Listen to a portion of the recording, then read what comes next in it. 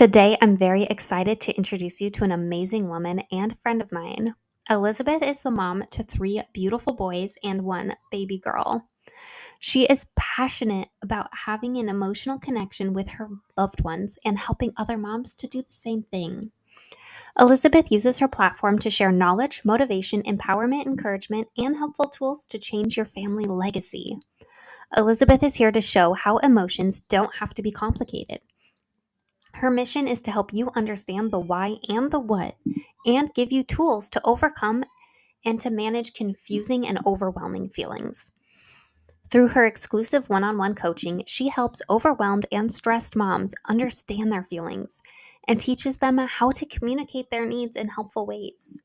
You can listen to Elizabeth as she is the host of Emotionally Healthy Legacy, available on Apple, Google, and Spotify. They keep telling us to enjoy it while they're young, but our days are filled with chaos and stress and cooking and endless laundry piles. Where's the time to enjoy anything? Yeah, that's what I always thought too. There's so much I have to do. When do I find time for peace and joy and happiness when I barely have time to sleep? Mama, it's time for a shift. You can be a happy mom. Yeah, it's possible. If I can, you can. Trust me. I've been a mess. I've been depressed. I've been overwhelmed. I've been to the bottom of the pits. And I've risen. I've grown.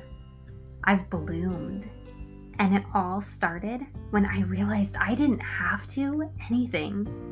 I get to. It is my privilege and my honor and my divine responsibility to be the queen of my home. It's not a burden. I'm not the janitor and the lunch lady. I'm in charge. I'm the ruler. I'm the chaos coordinator. I'm the calm in the storm. I don't have to anything. I get to. And so do you. So let's rise, mamas. Adjust your crown. Accept your responsibility. And change the effing world. It's all in the way you choose to see it. You're listening to I Get To, the podcast with Brittany Clarkson. That's me.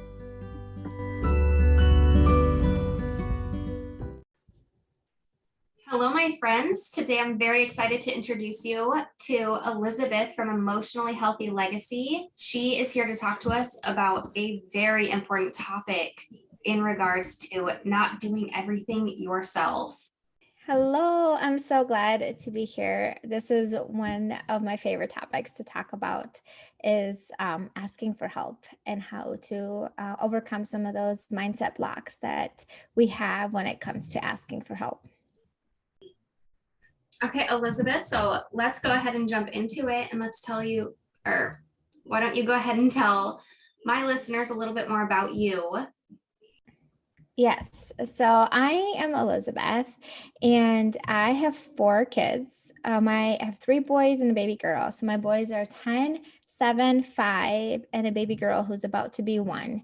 So we definitely have lots of noise and just I'd say like normal chaos in the sense of like when you have kids, you just have chaos. It's you want it or not. It's just part of your life.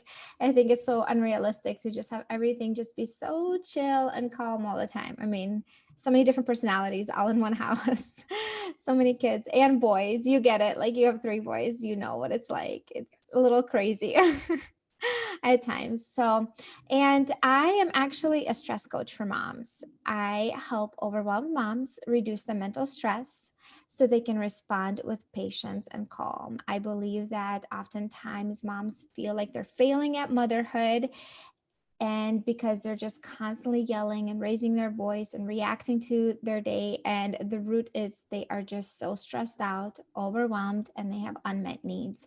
And when that gets taken care of and they support themselves proactively, they are much, much better place and they can show up in a much better version for their families. And I got on this journey because I mean, I was that mom. I was struggling being patient and calm with my kids.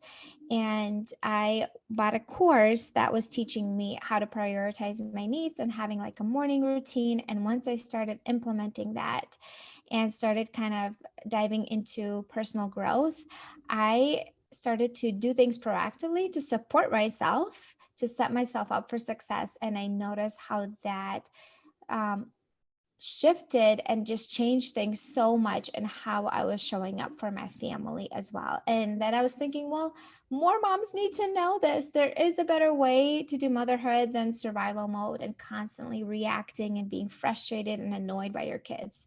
I mean, yes, we can still have days like that here and there, but it doesn't have to be your norm. So that's how I got onto this journey. That is so relatable. Um, Such a fantastic like revelation of realizing that stress is the cause, not like the effect. Because I think a lot of times we tend to like blame our kids kind of like, oh, well, I'm stressed because I have kids, instead of like, I'm yelling at my kids because I'm stressed. Like, I'm not showing up to support them because I'm not taking care of myself. Yeah, because you're struggling. Yeah, because like, and that's one of the things I teach my mom is you are a good mom. You're just having a hard time. You're just struggling because you have unmet needs. It could be basic needs like you're sleep deprived or you're hungry, or it could be emotional unmet needs. Or maybe you just need some alone time to recharge. And if you don't have that, yeah, you will run out of energy eventually and you will be reacting. And so, yeah, that's my goal is to help moms shift their perspective, how they see this, and then um, help them implement healthy habits that will set them up for success. Absolutely. That is fantastic. Um, so let's go and jump in and shift into the asking for help because we can't do this alone. What have you learned in that area? Yeah, this is a big one. So I have 4 kids, like I mentioned before. And here's the deal. I believe there's two options when it comes to asking for help. One of them is not to ask for help and try to do it all on your own, all the errands, all the appointments, all the housework, just everything. I mean, if you're a mom, you know how much is goes into running a household. And if you have a job on top of that, it's just a lot. You can try to do it all and stress yourself out. You will be running on empty. You will not have time to recharge because you're trying to do it all, because you have a limited amount of energy. We all have a limited amount of energy we have for the day. And we can either choose to try to do it all and it's going to run out of it really quickly, or we can choose to delegate, delete, or ask for help, right? We can ask for help by our spouse. We can either sometimes even hire help to make things easier. Like imagine if like here's a great example. I can if I'm this you will maybe resonate with you. There's this thing that's called Instacart that people know about nowadays, and you can order groceries online and pull up to the store and they'll just load it into your cart. Or sometimes you can even get them delivered to your house. Obviously, someone else is shopping for you and they may not pick out the best produce. And so that you have to kind of like let go of some of that control.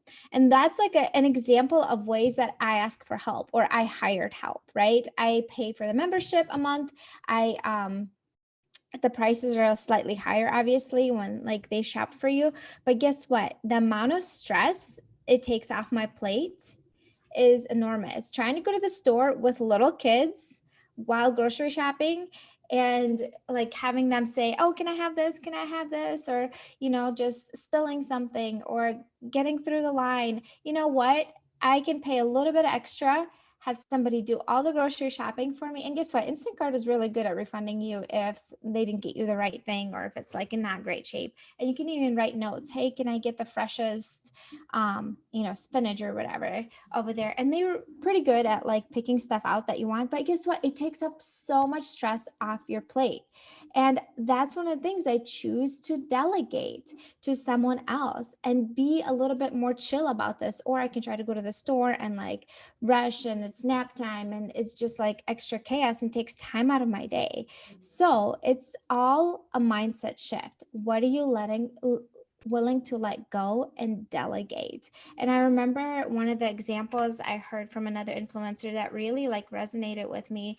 And she was talking about like running a company. Like you are the CEO of your home. You're running like your household.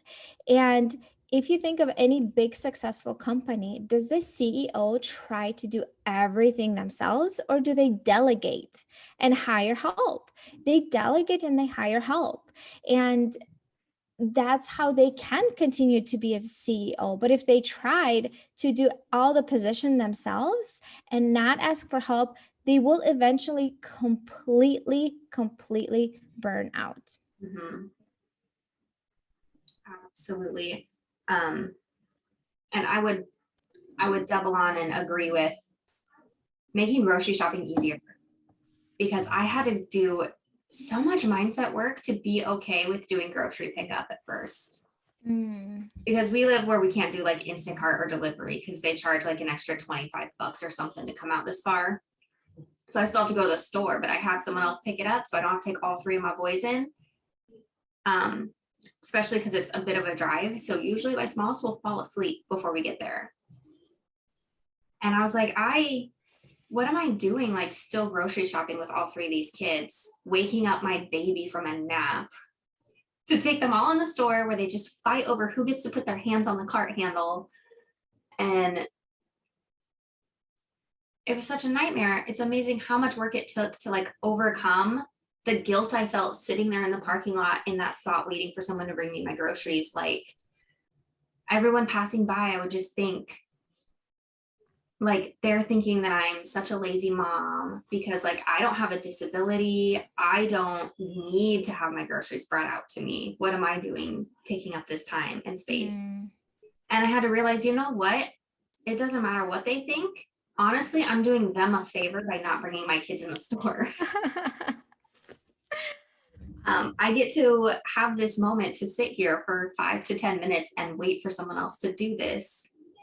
Because like I do enough and I am enough, and it doesn't matter what other people might be thinking about you. You just have to do what's good for you and your family.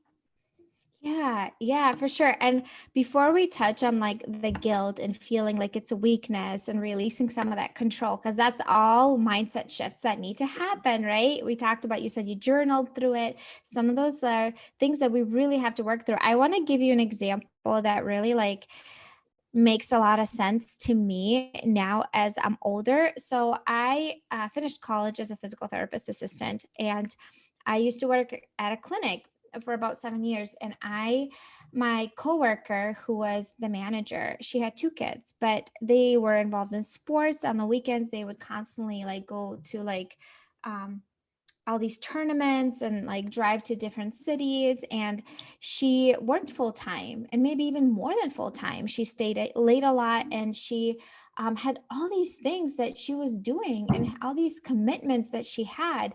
And I remember I was in my early 20s and I was just thinking, I'm like, how does she do it all? I would ask her, I'm like, how do you do it all? And as I was still working there, I was still working full time at that time, something started to happen. Her health completely started to crumble. She was in her 30s, like mid 30s, and her health completely started falling apart.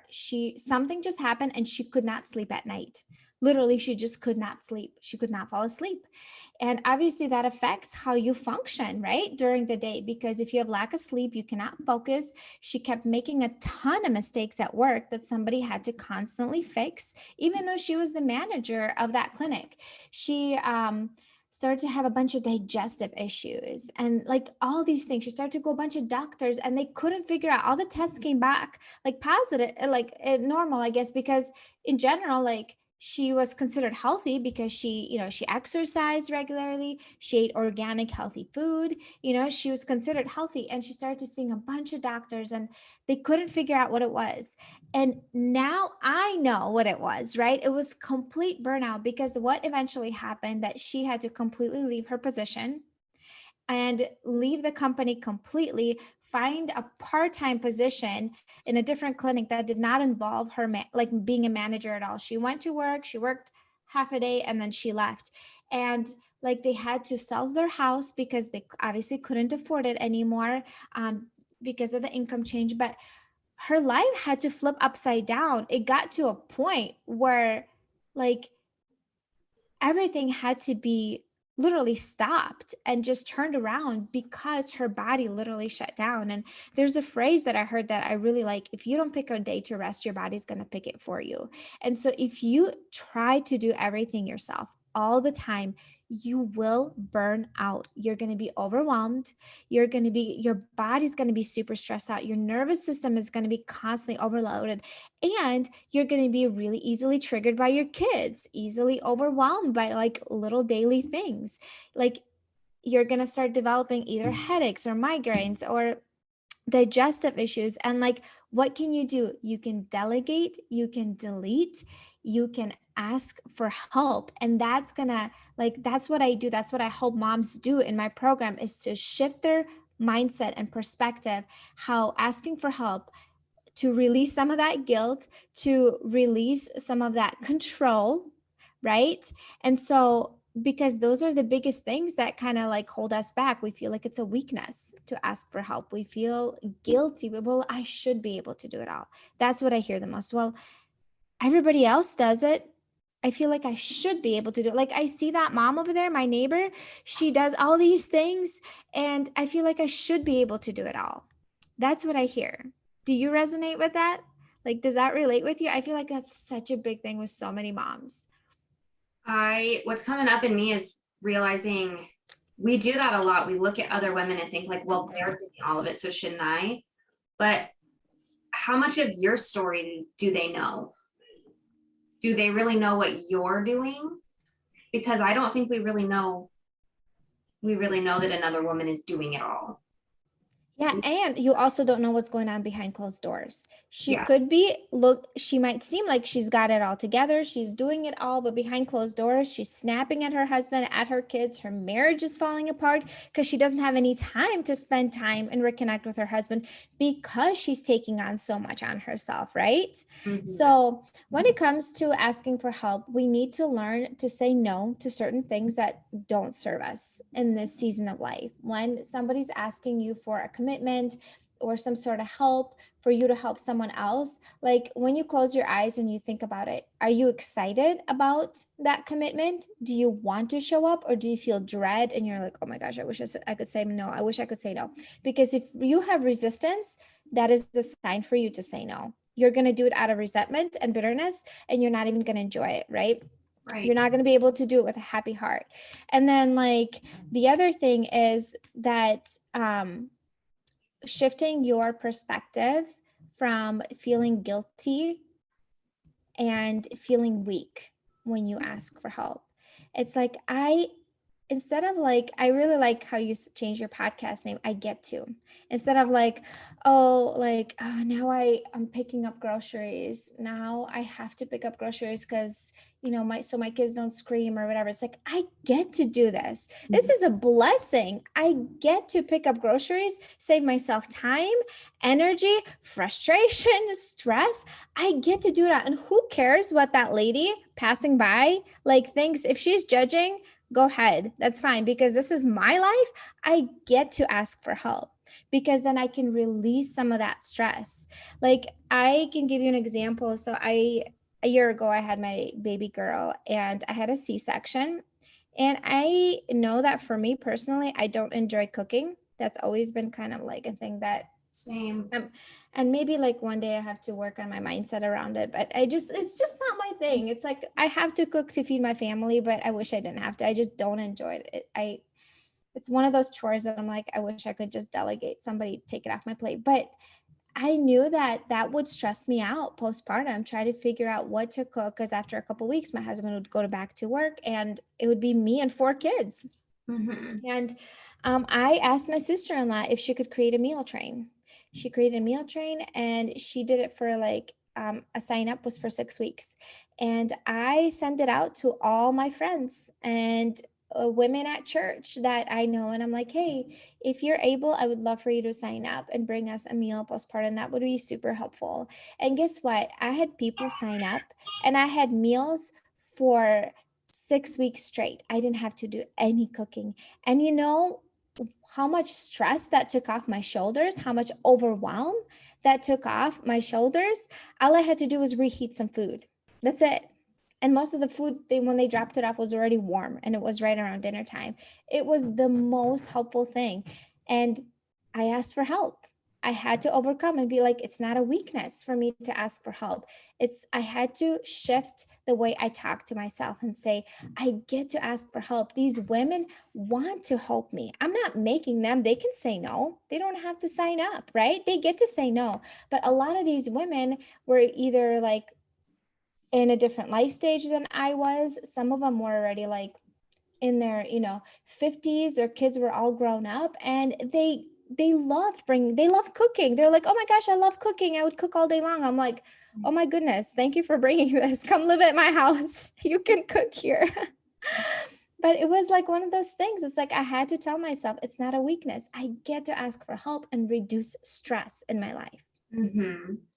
I think sometimes we also forget like about other people, that some people's like purpose in life is to help others in this way, like with hospitality or with, like they're meant to be a support role in your life where they're meant to come in for this brief time and help you in some way so that you can keep fulfilling your purpose and you can show up as the best mom, the best business owner, the best wife, everything, because someone else stepped in and took like 20 minutes of their time to help you.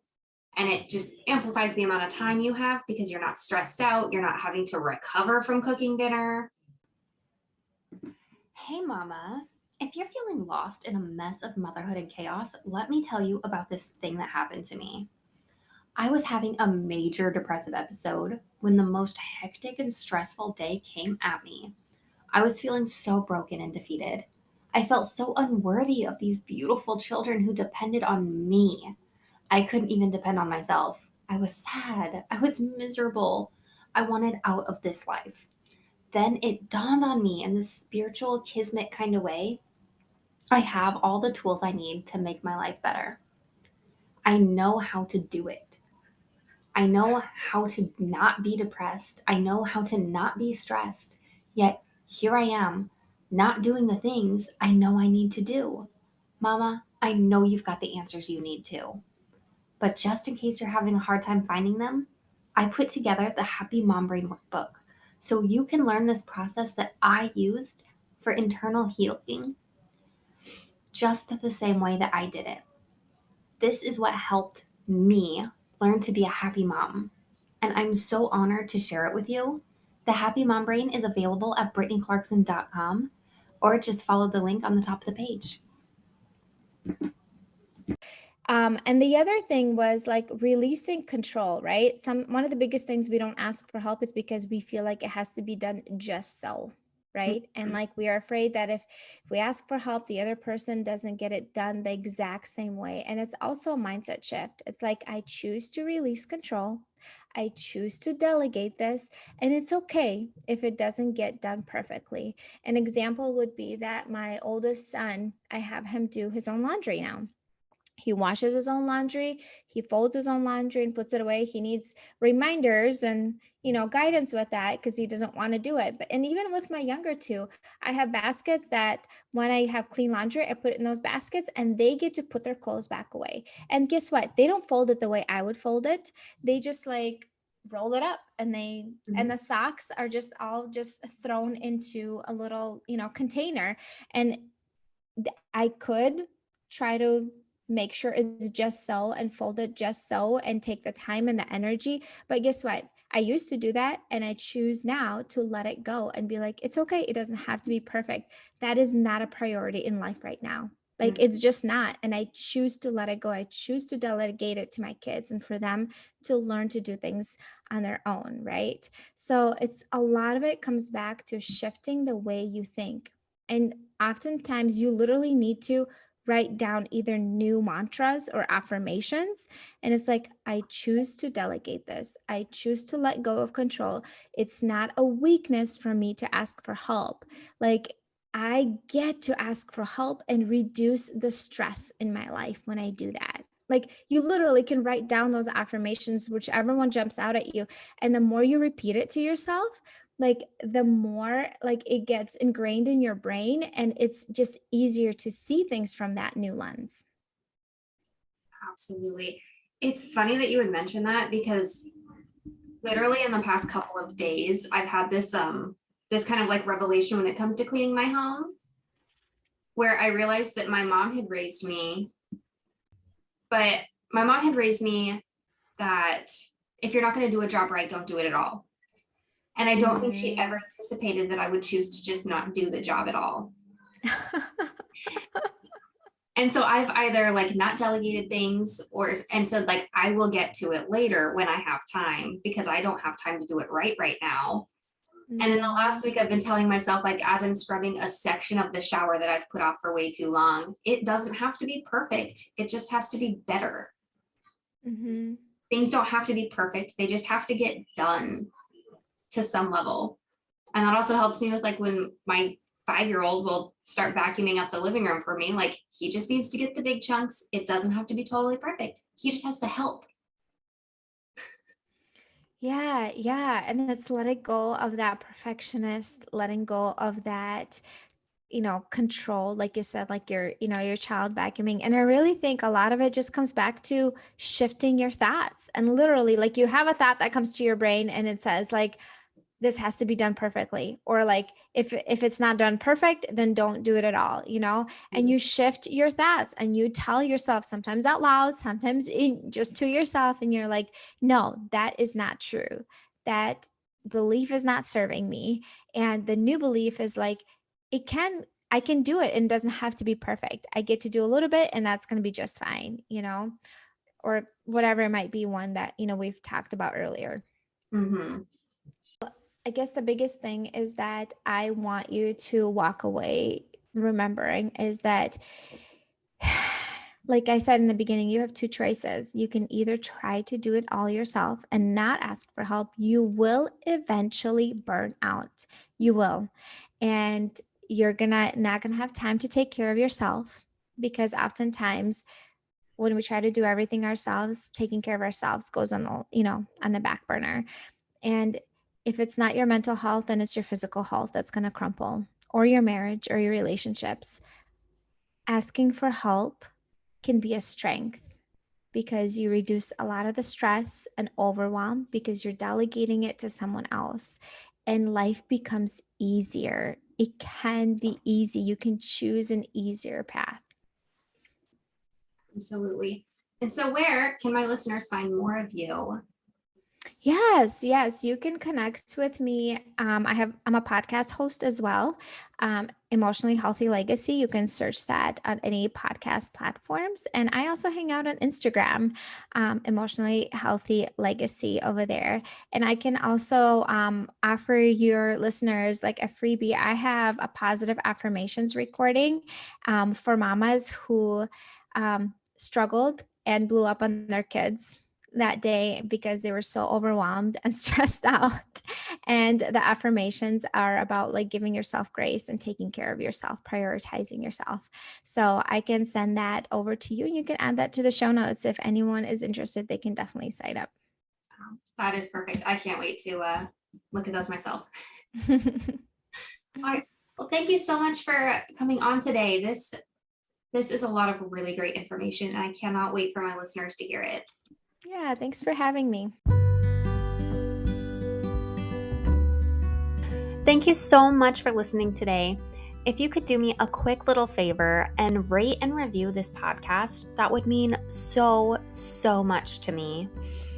And also, if you could screenshot the episode you're listening to and share it on your social media so that other mamas can find the same episodes and learn the same things you've learned, that would mean so much to me, so much to the whole world. Thank you so much for making the world a better place.